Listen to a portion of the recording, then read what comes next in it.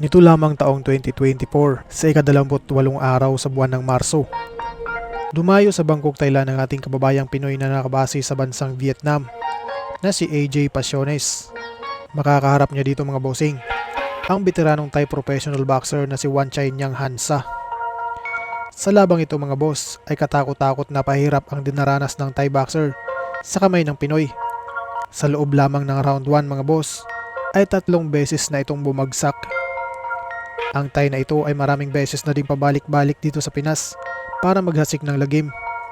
Minsan na rin ito nakaharap ang ating mga pambato na sina Jonathan Takuning at KJ Kataraha.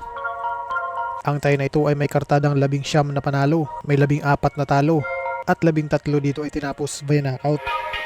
Samantala ang ating pambatong si AJ Pasiones naman ay may kartadang 7 panalo, walang bahid ng talo at 4 dito ay tinapos via knockout. Huwag na natin patagalin to mga boss, bakbakan agad. Round 1 mga bossing, napakaingat ng ating pambatong batang Pinoy. Alam niyang maraming kayang gawin ng kanyang katunggali, lalo na't mas malawak ang karanasan nito sa ibabaw ng lona. Hanggang sa bumagsak ang kalaban, unang kumunikta ang straight right nito. Nadagdagan pa ng left hook na dumaplis lang sa balikat. Sniper by name, sniper by nature. He lands that clean shot through the middle.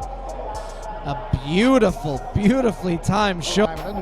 Sa puntong ito mga boss, gusto nang tapusin ng Pinoy ang laban at naghahanap na ito ng knockout. A very good job of trying to finish this early on.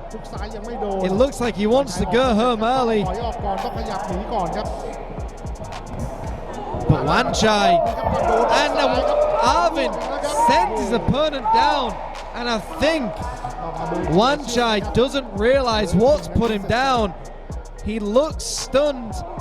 Is the sniper gonna finish off his opponent? We will see.